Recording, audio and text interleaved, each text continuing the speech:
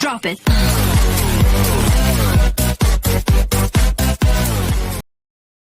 Assalamualaikum warahmatullahi wabarakatuh. Baiklah, pada video pembelajaran kali ini, saya akan menjelaskan materi pembelajaran tentang koordinat kartesius untuk kelas 8 SMP atau MTS. Untuk yang pertama, kita harus mengetahui dulu apa itu koordinat. Nah, koordinat adalah bilangan yang dipakai untuk menunjukkan lokasi suatu titik di garis permukaan atau ruang. Adapun fungsi dari koordinat ini agar memudahkan kita dalam menunjukkan letak atau posisi dari suatu titik, kemudian memudahkan untuk mencari letak tempat pada sebuah peta, selanjutnya sebagai alat pendeteksi dalam radar pesawat terbang, dan memudahkan kita membuat sebuah denah. Nah, pada materi ini saya akan menjelaskan submateri posisi suatu titik. Pada koordinat kartesius terdapat dua garis yang saling tegak lurus dan berpotongan pada sebuah titik. Mari kita perhatikan gambar di samping. Nah, garis mendatar ini disebut sumbu X atau absis.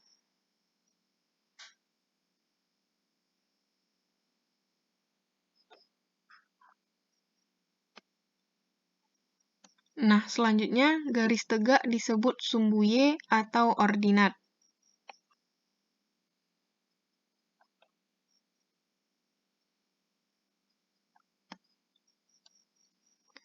Titik perpotongan antara sumbu X dan sumbu Y disebut pusat koordinat, yaitu pada titik 0,0. Nah, setiap sumbu mempunyai panjang unit berjarak sama yang dinyatakan dengan skala. Untuk yang pertama yaitu posisi titik terhadap sumbu X dan sumbu Y. Posisi suatu titik ditulis dalam dua angka yang berurutan, yaitu X, Y. Nah, sekarang kita perhatikan gambar berikut. Ada tiga cara yang dapat dilakukan untuk menentukan posisi titik A dan B pada bidang koordinat kartesius di samping. Untuk cara yang pertama, kita hitung berapa banyak satuan atau kotak yang berada di sebelah kanan atau kiri dari sumbu Y atau sumbu yang tegak. Kemudian kita hitung berapa banyak satuan atau kotak yang berada di atas atau bawah dari sumbu X, yaitu sumbu yang mendatar. Untuk contohnya, mencari posisi titik A.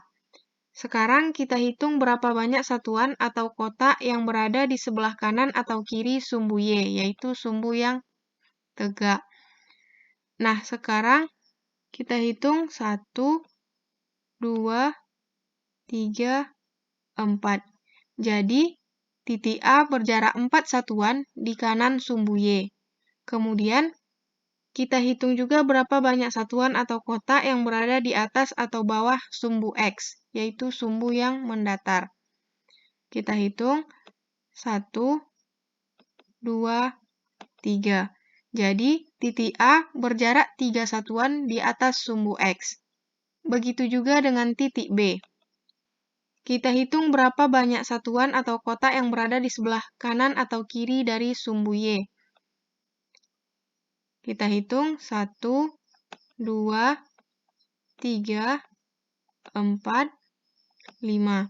Maka titik B berjarak 5 satuan di kiri sumbu Y. Selanjutnya, untuk terhadap sumbu X, 1, 2, 3.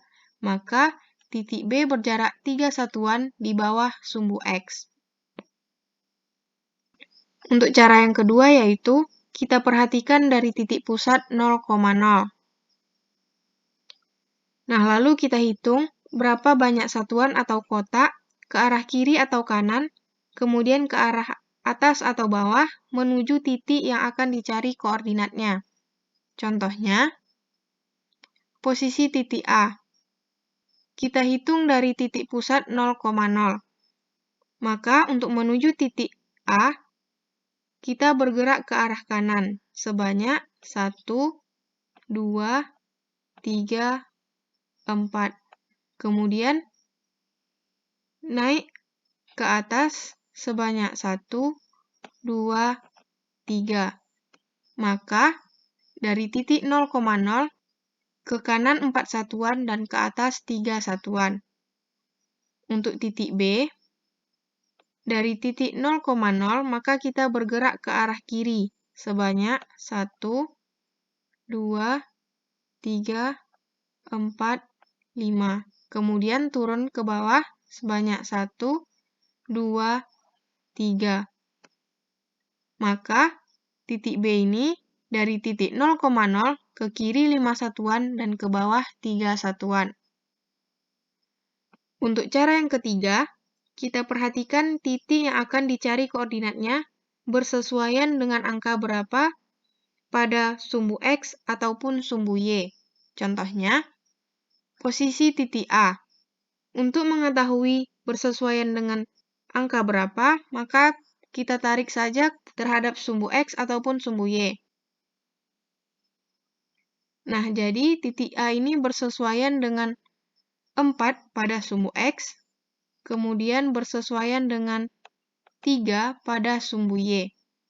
Begitu juga dengan titik B.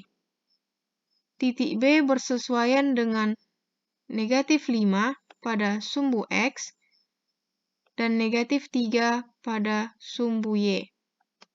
Sehingga diperoleh koordinat dari titik A adalah 4,3 dan koordinat titik B adalah negatif 5, negatif 3.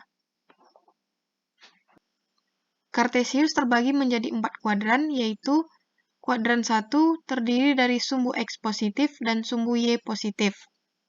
Untuk X positif, maka dari titik 0 bergerak ke arah kanan, kemudian untuk Y positif bergerak dari 0 menuju ke atas.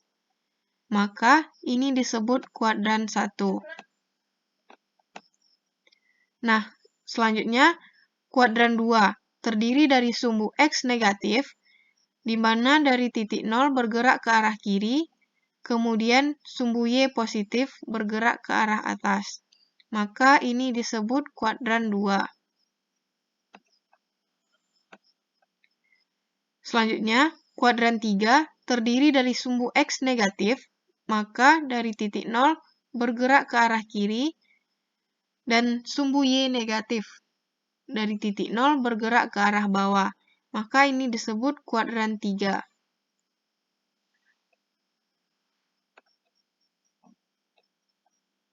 Nah, yang terakhir, kuadran 4 terdiri dari sumbu X positif, maka dari titik 0 bergerak ke arah kanan, kemudian sumbu Y negatif dari titik 0 bergerak ke arah bawah. Maka ini disebut kuadran keempat.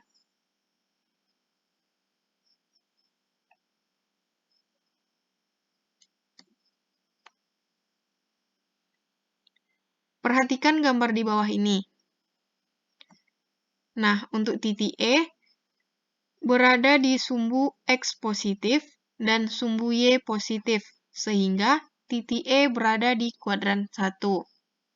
Selanjutnya, untuk titik F berada di sumbu X negatif dan sumbu Y positif, sehingga titik F berada di kuadran kedua.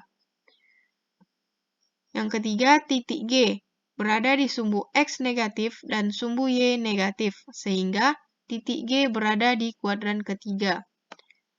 Atau dapat kita lihat langsung dari gambarnya, pada bagian atas sebelah kanan ini disebut kuadran 1, kemudian atas sebelah kiri disebut kuadran 2, di sebelah bawah kiri disebut kuadran 3, dan di sebelah kanan bawah disebut kuadran 4. Sehingga dapat kita lihat langsung titik E berada di kuadran 1, titik F berada di kuadran 2, dan titik G berada di kuadran 3. Yang kedua, posisi titik terhadap titik asal 0,0 dan terhadap titik tertentu A, B.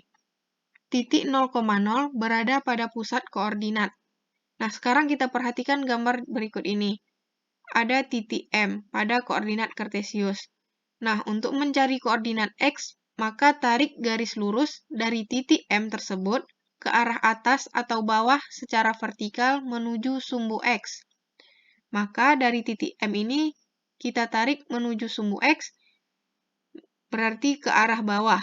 Kita tarik, diperoleh angka 4. Nah, kemudian untuk mencari koordinat Y, maka tarik garis lurus dari titik M tersebut ke arah kanan atau kiri secara horizontal menuju sumbu Y.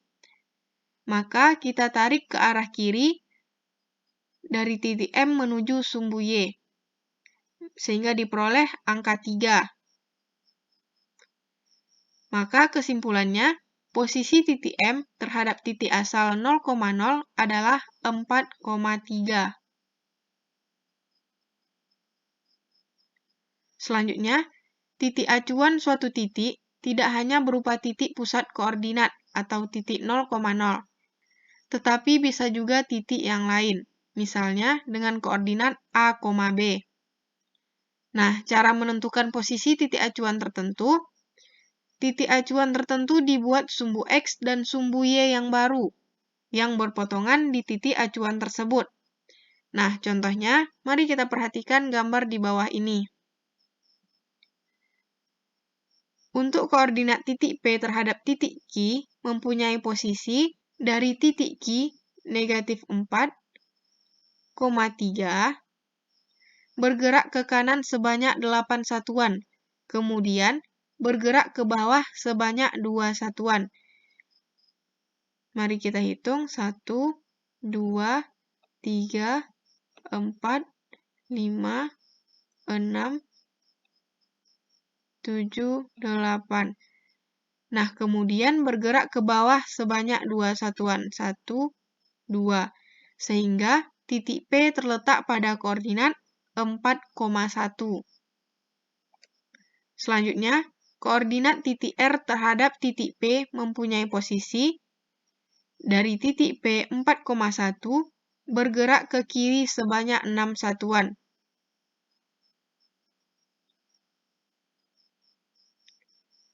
1, 2, 3, 4, 5, 6. Kemudian bergerak ke bawah sebanyak 4 satuan. 1, 2, 3, 4. Sehingga titik R terletak pada koordinat negatif 2, negatif 3. Baiklah, demikian penjelasan singkat saya tentang materi koordinat kartesius, submateri posisi suatu titik, yang dapat saya sampaikan pada video pembelajaran kali ini. Apabila ada kesalahan, saya mohon maaf. Terima kasih. Assalamualaikum warahmatullahi wabarakatuh.